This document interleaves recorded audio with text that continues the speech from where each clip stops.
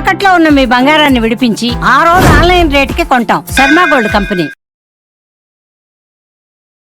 నమస్కారం, మీరు చూస్తుంది సుమన్ టీవీ. నేను మీ కీర్తి. సుమన్ టీవీ ప్రేక్షకులందరికీ శ్రీ విశ్వవసునామ సంవత్సర ఉగాది శుభాకాంక్షలు. తెలుగువారి సంవత్సరాది ఉగాది. క్రోధి నామ సంవత్సరానికి టాటా బై బై చెప్తూ కొత్త సంవత్సరానికి కొత్త ఆలోచనలతో ముందడుగు వేస్తున్నాం. పోయిన సంవత్సరం ఎన్నో విషయాల్లో ఒక ముందడుగు వేసుంటాం, కొన్నిసార్లు వెనకడుగు కూడా వేసుంటాం. అనుకున్న పనులు అనుకున్న సమయానికి కాకపోయిండొచ్చును. మరి అట్లీస్ట్ ఈ కొత్త సంవత్సరంలో మనందరికీ ద్వాదశ రాశుల వారందరికీ కూడా ఎలా ఉండబోతోంది, శ్రీ విశ్వవసు అంటే అర్థం ఏంటి, ద్వాదశ రాశుల వారికి ముఖ్యంగా మహిళలకి కూడా ఎలాంటి పరిహారాలు చేసుకుంటే బాగుంటుంది, సమయం అనుకూలించినప్పుడు ఇంకా సమయాన్ని మనకి మంచిగా తిరుగుబాటు చేసుకోవడానికి ఎలా ఉంటే బాగుంటుంది, ఇలాంటి విషయాలన్నీ మనకి తెలియజేయడానికి మనతో పాటు ప్రముఖ ఆస్ట్రాలజర్ బ్రహ్మశ్రీ నందిబట్ల శ్రీహరి శర్మ గురుగారు ఉన్నారు. నమస్తే గురుగారు. వాగర్థావివ సంపృక్తౌ వాగర్థ ప్రతిపత్తయే జగతః పితరౌ వందే పార్వతీ పరమేశ్వరౌ. సదాశివ సమారంభాం శంకరాచార్య మధ్యమాం అస్మదాచార్య పర్యంతం వందే గురు పరంపరాం. ఆదిత్యాయ చ సోమాయ మంగళాయ బుధాయ చ గురు శుక్ర శనిభ్యశ్చ రాహవే కేతవే నమః. శృంగేరి జగద్గురు పీఠాధిపతులకి, కంచి పీఠాధిపతులకి నమస్కారములు తెలియజేసుకుంటూ కార్యక్రమాన్ని ప్రారంభిద్దాం. అలాగే గురుగారు, శ్రీ విశ్వవసు నామ సంవత్సరం అంటున్నాం కదా, అంటే అర్థం ఏంటో? విశ్వావసు, విశ్వావసు అనగా విశ్వాసము కలిగినటువంటిది, నమ్మదగినటువంటిది అనేటువంటి అర్థంగా చెప్పవచ్చు. అంతేకాకుండా విశ్వావసు అనేటువంటిది గంధర్వరాజులలో ఒక రాజు. ఇతని పేరు మీదగానే వివాహం కాని అబ్బాయిలకి, ఆలస్యంగా వివాహం అవుతున్నటువంటి అబ్బాయిలకి ఈ యొక్క విశ్వావసు గంధర్వనామ మంత్రముతో గనక జపము, తర్పణము, హోమము గనక చేస్తే త్వరితగతిన వివాహము జరిగి తీరుతుంది అని చెప్పి మనకు మంత్రశాస్త్రంలో చెప్పబడి ఉంది. గురుగారు, ద్వాదశ రాశిలో భాగంగా ధనస్సు రాశి వారికి శ్రీ విశ్వవసు నామ సంవత్సరంలో ఎలా ఉండబోతోందండి? ద్వాదశ రాశులలో భాగంగా ఈ విశ్వావసు నామ సంవత్సరంలో ధనుస్సు రాశిలో జన్మించినటువంటి వారికి ఏ విధంగా ఉండబోతుందో తెలియజేసే ప్రయత్నం చేస్తాను. 12 మాసాలని టైప్ 3 జోన్స్లోగా మనం డివైడ్ చేసుకుంటే టైప్ 1 జోన్లో ఎలా ఉండబోతుంది, టైప్ 2 జోన్లో ఎలా గ్రహాలు అనుకూలిస్తున్నాయి, టైప్ 3 జోన్లో ఎలా మార్పులు వస్తున్నాయి అనే విషయం గురించి తెలుసుకుందాం. ముందుగా ఈ సంవత్సరం ధనుసు రాశిలో జన్మించినటువంటి వారికి ఆదాయం 5, వ్యయం 5, రాజ్యభూజ్యం 1, అవమానం 5. కాబట్టి ఆదాయం ఖర్చులు సరిసమానంగా ఉన్నాయి. నిల్వ చేసుకోవడానికి బాగా కష్టపడాల్సినటువంటి పరిస్థితి వస్తుంది. ఎలా సంపాదిస్తామో అలాగే ఖర్చులు అనేటువంటి సూచించబడుతున్నాయి. దీనికి అనుకూలంగా గ్రహాలు ఎలా ఉండబోతున్న విషయం గురించి తెలియజేసుకుంటే ముందుగా టైప్ 1 జోన్లో భాగంగా మే 13వ తారీఖు వరకు గురువు వృషభ రాశిలోనే సంచారం చేస్తుంటాడు. కాబట్టి షష్టమ గురువు ఏమవుతుంది, ముఖ్యంగా మార్చి 30 నుంచి మే 14 వరకు కూడా ఖర్చులు ఉంటాయి, ధనపరమైనటువంటి సమస్యలు ఉంటాయి. ఎంత సంపాదించినా ధనము చేతిలో ఉండదు. ముఖ్యంగా పనులన్నీ కూడా ఆలస్యం అవుతూ ఉంటుంటాయి.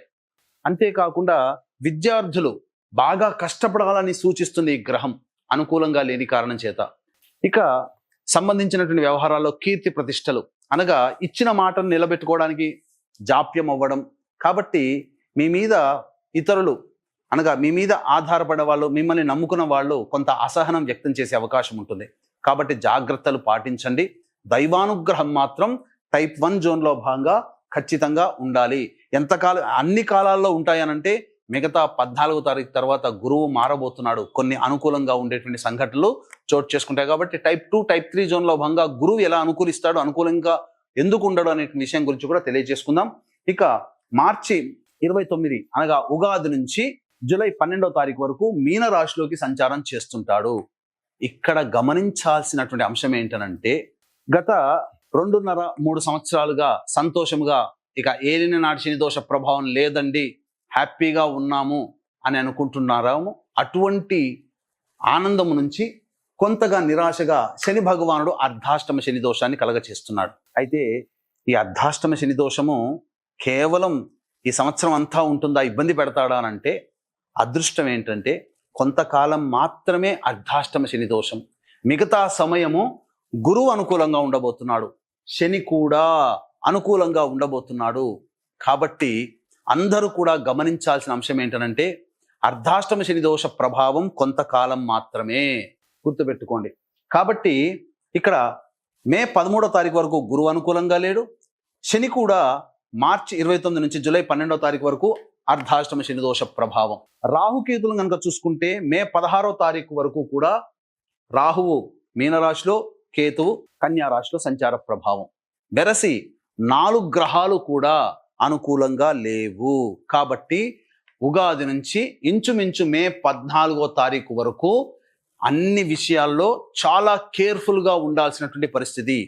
ఒక అసహనం అనేటువంటిది వస్తుంది, సమస్యలు చుట్టుముడతాయి, ఆందోళనగా ఉంటుంది, ఏ పని చేయాలన్నా చికాగ్గా ఉంటుంది.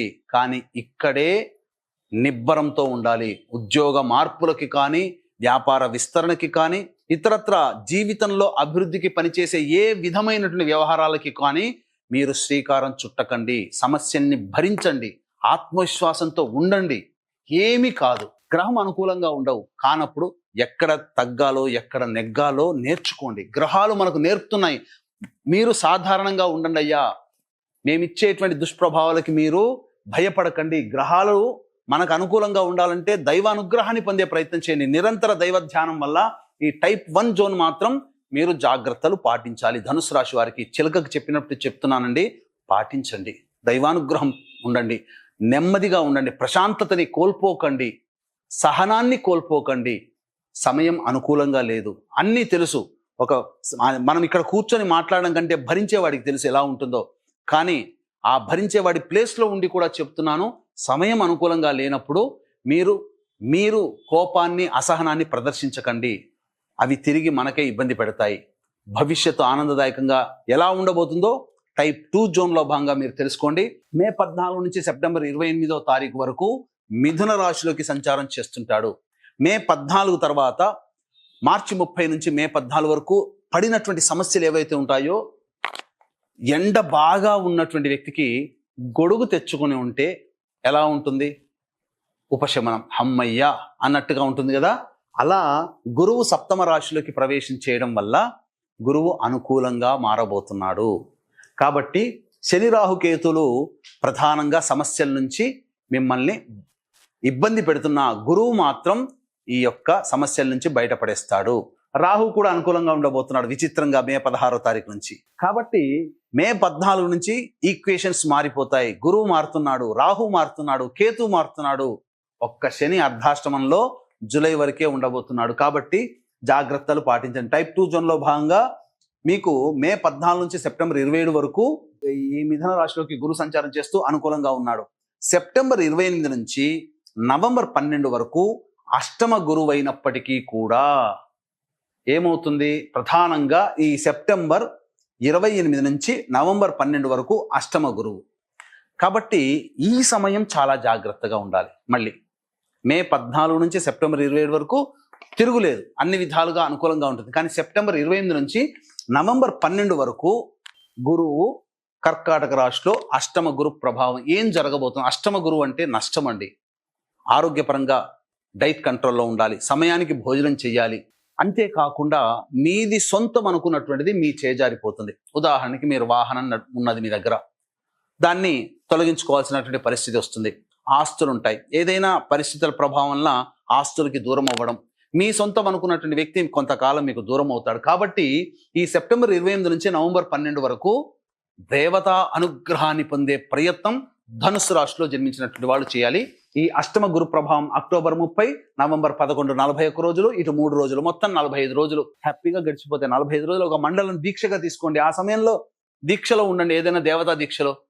కాబట్టి ఆ దేవతానుగ్రహం ఉండడం వల్ల ఈ గ్రహం కూడా సంపూర్ణంగా అనుకూలిస్తూ ఈ సమయం మీకు అనుకూలంగా ఉంటుంది. సెప్టెంబర్ 28 నుంచి నవంబర్ 12 వరకు జాగ్రత్తలు పాటించండి. ఇది టైప్ 2 జోన్లో భాగంగా మీకు చెప్పేటువంటిది. ఇక శని భగవాను విషయానికి వస్తే జూలై 13 నుంచి అక్టోబర్ 9 వరకు మీన రాశిలోనే వక్రీకరించినటువంటి కారణం చేత అర్ధాష్టమ శని దోష ప్రభావం నుంచి కొద్దిగా బయటపడతారు. ఏమవుతుంది? మీనరాశిలో వక్రీకరించి ఉండి ఈ సంబంధించినటువంటి తృతీయ భావం కూడా కలిసి ఉన్నటువంటి కారణం చేత జూలై 9వ తారీఖు వరకు ఉన్నటువంటి నిస్తేజము, బద్ధకము అవన్నీ తొలగించుకొని ప్రేరణతో మీరు ముందడుగు వేస్తారు. తత్ఫలితంగా మంచి విజయాలు పొందుతారు, అనుకూలంగా ఉంటాయి. బంధుమిత్రులు, సోదర సోదరీమణులు అందరూ సహాయ సహకారాలు అందిస్తారు. ముఖ్యంగా నూతన వ్యక్తుల యొక్క పరిచయం జూలై 13 నుంచి అక్టోబర్ 9వ తారీఖు వరకు కలుగుతుంది. ఇక అక్టోబర్ 9వ తారీఖు రోజున కుంభరాశిలోకి ప్రవేశం చేస్తాడు. ఈ అక్టోబర్ 9వ తారీఖు నుంచి కుంభరాశిలోకి ప్రవేశం చేసి నవంబర్ 26వ తారీఖు వరకు కూడా కుంభరాశిలోనే ఉంటాడు. కాబట్టి సంవత్సరం ప్రారంభం నుంచి జూలై 9వ తారీఖు వరకు అర్ధాష్టమ శనిదోష ప్రభావం ఎలా అయితే పొందారో గమనించండి జాగ్రత్తగా. అక్టోబర్ 10 నుంచి నవంబర్ 25 వరకు కూడా ఏలిన నాటి శని ప్రభావం అనగా కుంభరాశిలో ఉండి వక్రీకరించి ద్వితీయ స్థాన ప్రభావాన్ని కూడా ఇస్తున్నటువంటి కారణం చేత ఏలిన నాటి శని ప్రభావానికి గురవుతారు. కాబట్టి మళ్ళీ జాగ్రత్తలు పాటించండి. ధన నష్టం అక్టోబర్ 10 నుంచి నవంబర్ 26 మధ్య కాలంలో ధన నష్టం జరుగుతుంది. ఇంచుమించు చూడండి, ఇటు శని కూడాను అనుకూలంగా లేడు, గురువు కూడా అనుకూలంగా లేడు. సెప్టెంబర్ 28 నుంచి నవంబర్ 12, అక్టోబర్ 10 నుంచి నవంబర్ 26, ఇంచుమించుగా అక్టోబర్ నుంచి నవంబర్ 12 వరకు కూడా శని అనుకూలంగా లేడు, గురువు అనుకూలంగా లేడు. కాబట్టి సమయం మనది కానప్పుడు మొట్టమొదటిగా ఏ విధంగానైతే తగ్గి ఉండే ప్రయత్నం చేయమని చెప్పానో ఆ విధంగా తగ్గి ఉండే ప్రయత్నం చేయండి. టైప్ 2లో భాగంగా మీకు ఉంటుంది. ఎటువంటి పెట్టుబడులు, ఉద్యోగ మార్పులు అనేటువంటివి చేయకండి. ఏ సమయంలో ఉద్యోగం మారితే బాగుంటుందనే విషయం గురించి ముందు తెలియజేసుకుందాం. ఇక ప్రధానంగా చూసుకుంటే నవంబర్ 26 నుంచి కుంభరాశిలోనే జనవరి 10 వరకు అనుకూలంగా ఉండబోతున్నాడు. టైప్ 3 జోన్లో భాగంగా ఏం జరగబోతుంది ప్రధానంగా చూసుకుంటే తృతీయ శని ప్రభావం టైప్ 3 జోన్లో భాగంగా అద్భుతంగా ఉండబోతుంది.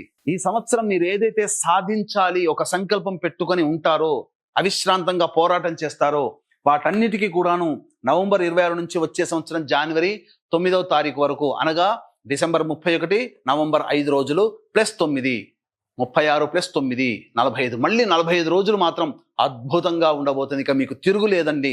ఎప్పటి నుంచి? నవంబర్ 26 నుంచి వచ్చే సంవత్సరం జనవరి 9వ తారీఖు వరకు ఉన్న మధ్య కాలంలో అసలు ఈ సంవత్సరంలో ఏది సాధించాలనుకున్నారో ఆ సమయంలోనే మీరు సాధిస్తారు. అప్పటి వరకు ఈ గ్రహాలు ఏవైతే ఉన్నాయో అవన్నీ పనిచేస్తాయి, కానీ ఫలితం మాత్రం ఇక్కడ పొందుతారు. నవంబర్ 26 నుంచి వచ్చే సంవత్సరం జనవరి 9వ తారీఖు మధ్య కాలంలో టైప్ 3 జోన్లో భాగంగా డిసెంబర్ 27 నుంచి మార్చి 14వ తారీఖు వరకు మిథున రాశిలోనే వక్రీకరించి ఉన్నటువంటి కారణం చేత ప్రధానంగా ఇటు గురు బలం సంపూర్ణంగా ఉంటుంది, ఇటు గురువు కూడా అనుకూలంగా ఉంటున్నాడు, శని కూడా అనుకూలంగా ఉంటున్నాడు. కాబట్టి అద్భుతం అండి. ఇంకా మీకు తిరుగులేదు. ఆ చెప్పిన సమయాలు మళ్ళీ మీరు గుర్తు తెచ్చుకోవాలంటే ఒకసారి వెనక్కి వెళ్ళి మళ్ళీ ఆ సమయాల్ని చూడండి. అద్భుతంగా ఈ టైప్ 3 జోన్స్ వరకు మీకు ఈ విధంగా ఉంటుంది. ఇక ఇంతకుముందు చెప్పుకున్నట్టుగానే విద్యార్థులు బాగా కష్టపడితే తప్ప ఫలితాన్ని పొందలేనటువంటి పరిస్థితి. డిసెంబర్ ఇక్కడ చూసుకుంటే డిసెంబర్ కాదు, మే 14 నుంచి సెప్టెంబర్ 28 మధ్య కాలంలో విదేశీ యానం, విదేశీ విద్య చేయాలనుకునేటువంటి వాళ్ళకి మాత్రం సంపూర్ణంగా అనుకూలంగా ఉంటుంది. అప్పటికి మీకు H1B వీసాలు రావడం కానీ అవన్నీ కూడా జరిగిపోతాయి. వివాహం కావాల్సినటువంటి అబ్బాయిలకి, అమ్మాయిలకి మే 14వ తారీఖు తర్వాత ప్రయత్నం చేయండి. ఖచ్చితంగా వివాహాలు అనేటువంటివి జరుగుతాయి. ముఖ్యంగా సంతానం కోసం ఎదురు చూసేటువంటి వ్యక్తులకి సత్సంతాన ప్రాప్తి, సంతోషకరమైనటువంటి వార్త వింటారు. గృహాన్ని కొనుగోలు చేయాలి, గృహ సమస్యలు అనేటువంటి వాళ్ళకందరికీ కూడాను మంచి జరుగుతుంది. కోల్పోయినటువంటి బంధుత్వాలు, కోల్పోయినటువంటి దాంపత్యం, కోల్పోయినటువంటి భాగస్వాములు వీళ్ళందరూ కూడా మళ్ళీ మే 14వ తారీఖు తర్వాత మళ్ళీ ఒకటయ్యే అవకాశాలు గోచరమవుతున్నాయి. ఈ రాశిలో జన్మించినటువంటి ఉద్యోగస్తులకి ప్రమోషన్లతో కూడుకున్నటువంటి బదిలీలు, అధికారుల యొక్క అండదండలు అన్నీ కూడాను మే 14వ తారీఖు తర్వాత మీ వాంఛలన్నీ తీరబోతున్నాయి. అలాగే ఈ రాశిలో జన్మించినటువంటి రాజకీయ రంగ ప్రముఖులకి ధనాదాయం చాలా చక్కగా ఉంటుంది.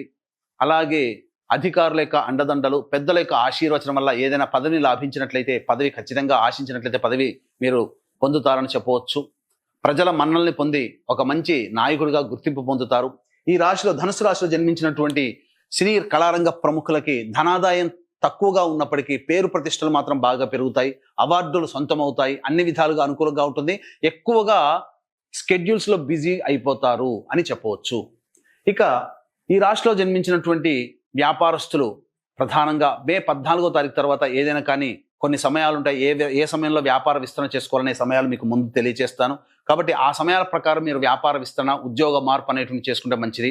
అలాగే అన్ని రకాలైనటువంటి వ్యాపారస్తులకి కూడా సాధారణమైనటువంటి పరిస్థితులు ఉంటాయి. అర్ధాష్టమ శని, ఏలినాటి శని ప్రభావము, అష్టమ గురు, షష్టమ గురు ప్రభావం వలన ధనపరమైనటువంటి విషయాల్లో ఎటువంటి పెట్టుబడులు పెట్టకపోవడమే చాలా మంచిది. ఉన్నటువంటి ప్రాజెక్టుని కంటిన్యూ చేసుకుంటూ వర్కింగ్ పార్ట్నర్గా కంటే స్లీపింగ్ పార్ట్నర్గా ఉండడమే చాలా మంచిది అనేటువంటి విషయాన్ని గమనించుకోవాలి. ఏదైనా కానీ పెట్టుబడులు అనేటువంటివి ఎక్కువగా పెట్టకుండా స్పెక్యులేషన్ రంగంలో మీరు ముందడుగు వేయకుండా ఉంటే చాలా మంచిది అనేటువంటి విషయాన్ని గమనించుకోవాలి. ఈ సంబంధించినటువంటి రాశిలో జన్మించినటువంటి వాళ్ళు రైతులు ప్రధానంగా 2 పంటలు కూడాను లాభిస్తాయి. కాకపోతే అనుకున్నంత ఆశించినంత లాభసాటి రాకపోయినా సాధారణమైనటువంటి లాభసాటిలో ఉంటారని చెప్పవచ్చు. మరి ధనుస్సు రాశిలో జన్మించిన మహిళలకు ముఖ్యంగా ఎలా ఉంటుందో ఒకసారి తెలియజేస్తారా గురుగారు? ఈ రాశిలో జన్మించినటువంటి మహిళలకి ప్రధానంగా గౌరవ మర్యాదలకి ఎటువంటి లోటు ఉండదు. కుటుంబంలో పెద్ద పాత్ర పోషిస్తారు. ఇప్పటి వరకు మిమ్మల్ని చిన్నచూపుగా చూసినటువంటి వ్యక్తులందరూ కూడాను సాదర గౌరవ మర్యాదలతో సత్కరిస్తూ మీ మాటకి విలువనిస్తూ మీ మాటే శిరోధార్యంగా కుటుంబ సభ్యులందరూ కూడాను వింటారు. తద్వారా మంచి స్థితిగతులు అనేటువంటివి ఉంటాయి. కాకపోతే ప్రధానంగా శని ప్రభావం వలన అనారోగ్య సమస్యలు అనేటువంటి వచ్చే అవకాశం ఉంటుంది. మోకాల నుంచి పాదాల వరకు కూడా కొన్ని రకాలైనటువంటి ఇబ్బందికర పరిస్థితులు ఎదురయ్యేటువంటి అవకాశాలు గోచరమవుతున్నాయి. ధన నష్టం సూచిస్తుంది కాబట్టి జాగ్రత్తలు పాటించండి. కొన్ని సమయాలలో గురువు అనుకూలంగా లేనటువంటి కొన్ని సమయాలు చెప్పాను మహిళలు. ఆ సమయంలో గనక మీరు తగు జాగ్రత్తలు తీసుకుంటే మీరు చేయనటువంటి పనులకి మీరు నిందలు పడాల్సినటువంటి అవసరం లేకుండా ఉంటుంది అనే విషయాన్ని గమనించుకోవాలి. అన్నిటికంటే ప్రధానముగా విలువైనటువంటి వస్తు సేకరణ మరియు గృహ నిర్మాణం అనేటువంటిది చేపడతారు. బాధ్యతాయుతమైనటువంటి స్థితుల్ని మీరు పోషిస్తూ మీరు ఆదర్శమైనటువంటి మహిళలుగా మీకు అందరికీ కూడాను అందరి కళ్ళల్లో అందరి తలలో నాలుకలాగా మెలుగుతారు. తద్వారా మీరు కీర్తి ప్రతిష్టలు పొందుతారని చెప్పవచ్చు. అన్ని విధాలుగా ఈ రాశిలో జన్మించినటువంటి మహిళలకి అనుకూలంగా ఉంటుందని చెప్పవచ్చు. రైట్. మరి వీరంతా కూడా ధనుసు రాశి వారు ఈ సంవత్సరంలో ఎలాంటి పరిహారాలు పాటించాలంటారు?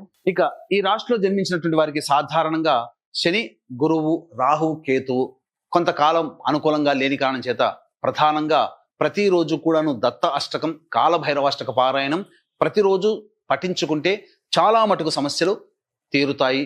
ఇష్టదేవత ఆరాధన, ఇష్టదేవత సందర్శనం మీకు వీలు కుదిరినప్పుడల్లా చేయండి. అలాగే మీ సంకల్పం నెరవేరాలి అంటే దైవానుగ్రహం తప్పనిసరి. కొంతకాలం అర్ధాష్టమ శని మరియు ఏలిన నాటి శని, షష్టమ గురువు, అష్టమ గురు ప్రభావం, రాహుకేతుల ప్రభావం కూడా అనుకూలంగా లేని కారణం చేత మీ యొక్క సంకల్పం నెరవేరడానికి అనేక విధాలుగా అడ్డంకులు అనేటువంటివి వస్తాయి. అలాగే మీరు జాతకరీత్యా మీ యొక్క సమస్యలకి ఏ పండితుల దగ్గరికి వెళితే ఎటువంటి పరిహారాలు చేసుకోమని చెబుతారో అటువంటి పరిహారాలు అనేటువంటివి ప్రతి నెల ఒక్కొక్క క్షేత్రంలో చేయించడం జరుగుతుంది. మీ సంకల్పం నెరవేరడానికి సంకల్ప సిద్ధి హోమాలు, మీ యొక్క జాతకరీత్యా ఉండే అన్ని రకాల సమస్యల నివారణకి ప్రతి నెల మీ కొమ్ము కాచేటువంటి విధంగా దేవతా హోమాది కార్యక్రమాలు అనేటువంటివి ప్రతి నెల ఒక్కొక్క క్షేత్రంలో చేయడం జరుగుతుంది. దీనికి శ్రీకారం మాత్రం మహామహిమాన్వితమైనటువంటి కాశీ క్షేత్రంలో చేయించడం జరుగుతుంది. ఏప్రిల్ 18వ తారీఖు రోజున ప్రారంభమవుతుంది. కాబట్టి అవకాశం ఉన్న వాళ్ళు ఇటువంటి మహత్తరమైనటువంటి కార్యక్రమంలో సభ్యులుగా నమోదు చేసుకోదలిచిన వాళ్ళు కార్యక్రమ తదనంతరం కాంటాక్ట్ చేసి పూర్తి వివరాలు తెలుసుకోవచ్చు. అలాగే ప్రతి నెల జరిగేటువంటి కార్యక్రమాలన్నీ కూడా మీకు వీడియోస్ అన్ని కూడా పంపించడం జరుగుతుంది. గురుగారు, ధనుస్సు రాశి వారు ఉద్యోగరీత్యా లేదంటే వ్యాపార రీత్యా కొత్తగా స్టార్ట్ చేయాలన్నా, రీస్టార్ట్ చేయాలన్నా, ఎక్స్పాండ్ చేయాలన్నా ఈ సంవత్సరంలో ఏ నెలలో అనుకూలంగా ఉంటాయి ఒకసారి సూచించండి. ఈ యొక్క రాశిలో అనగా ధనుస్సు రాశిలో జన్మించినటువంటి వాళ్ళు ఎటువంటి సమయంలో ఉద్యోగ ప్రయత్నాలు చేసుకోవాలి, ఎటువంటి సమయంలో వ్యాపార విస్తరణ, వ్యాపార ప్రారంభాలు చేసుకోవాలి, నిరుద్యోగస్తులకు ఎప్పుడు కాలం కలిసి వస్తుంది అని అంటే ఈ సంవత్సరం మే 14 నుంచి జూన్ 14వ తారీఖు ఉన్నటువంటి మధ్యకాలము అనుకూలంగా ఉంటుంది. అలాగే సెప్టెంబర్ 17 నుంచి నవంబర్ 15 ఉన్నటువంటి మధ్యకాలము అనుకూలంగా ఉంటుంది. అలాగే ప్రధానంగా వచ్చే సంవత్సరం ఫిబ్రవరి 13 నుంచి మార్చి 14వ తారీఖు వరకు కూడా అనుకూలంగా ఉంటుంది. కానీ ఈ చెప్పినటువంటి సమయంలో శని గురువులు కొంతకాలం యోగించడం, కొంతకాలం అవయోగించడం అనేటువంటిది ఉన్నది. కాబట్టి దేవతా అనుగ్రహాన్ని పొందే ప్రయత్నం చేస్తూ మీరు ప్రయత్నం చేయండి. ఖచ్చితంగా విజయం మీ సొంతమవుతుందని చెప్పవచ్చు. సో ఆరోగ్య విషయంలో మరి ధనుసు రాశి వారికి ఎలా ఉంటుందండి? ఈ రాశిలో జన్మించినటువంటి వాళ్ళకి ప్రధానంగా అనారోగ్య సమస్యలు ఎప్పుడు వస్తాయి, వాహనాన్ని నడిపేటప్పుడు ఎప్పుడు జాగ్రత్తలు పాటించాలి, అలాగే ఏ సమయంలో కుటుంబ పరముగా వాక్పరంగా సంబంధించినటువంటి జాగ్రత్తలు తీసుకోవాలనే విషయం కనుక వచ్చినట్లయితే ఈ సంవత్సరం జూలై 27వ తారీఖు నుంచి సెప్టెంబర్ 2వ తారీఖు ఉన్నటువంటి మధ్యకాలం ఉద్యోగ సంబంధమైనటువంటి విషయాల్లో జాగ్రత్తలు పాటించండి. కుటుంబ సభ్యులతో వాగ్వివాదాలు పనికిరావు. అలాగే ధన నష్టం కూడా సూచిస్తుందని చెప్పవచ్చు. ఇంకా డిసెంబర్ 6వ తారీఖు నుంచి వచ్చే సంవత్సరం జనవరి 14వ తారీఖు ఉన్నటువంటి సమయం మాత్రం అనుకూలంగా లేని కారణం చేత ఆరోగ్యపరంగా జాగ్రత్తలు పాటించండి. వాహన ప్రమాదాలు చోటు చేసుకునే అవకాశం గోచరమవుతుంది కాబట్టి జాగ్రత్తలు పాటించండి. అలాగే ఇప్పటి వరకు చెప్పినటువంటి విషయాల్లో దైవం మీకు అనుకూలంగా ఉంటేనే, దైవానుగ్రహం ఉంటేనే అన్ని విధాలుగా ధనుసు రాశిలో జన్మించినటువంటి వారు మంచిని పొందుతారు. కాబట్టి ఏప్రిల్ 18వ తారీఖు రోజున శ్రీకారం చుట్టబోతున్నాం మహామహిమాన్వితమైనటువంటి కాశీ క్షేత్రంలో. మీ యొక్క సంకల్పం నెరవేరడానికి సంకల్ప సిద్ధి, మీ జాతకరీత్యా మిమ్మల్ని కొమ్ము కాచే విధంగా దేవతా పూజలు, హోమాలు ప్రతి నెల సంకల్ప సిద్ధి హోమాలు, సకల దోష నివారణ హోమాలన్నింటినీ చేయించడం జరుగుతుంది. సంవత్సరం పాటు జరిగేటువంటి ఈ కార్యక్రమంలో మీ కుటుంబ సభ్యుల గోతనామాలతో జరుగుతాయి కాబట్టి అవకాశం ఉన్న వాళ్ళు కార్యక్రమ తదనంతరం కాంటాక్ట్ చేసి ఈ కార్యక్రమంలో ఎలా సభ్యత్వం తీసుకోవాలో తెలుసుకోవచ్చు. ఆల్ రైట్, చాలా సంతోషం గురుగారు, ధన్యవాదాలు. సర్వం శ్రీ ఉమామహేశ్వర పరబ్రహ్మార్పణమస్తు.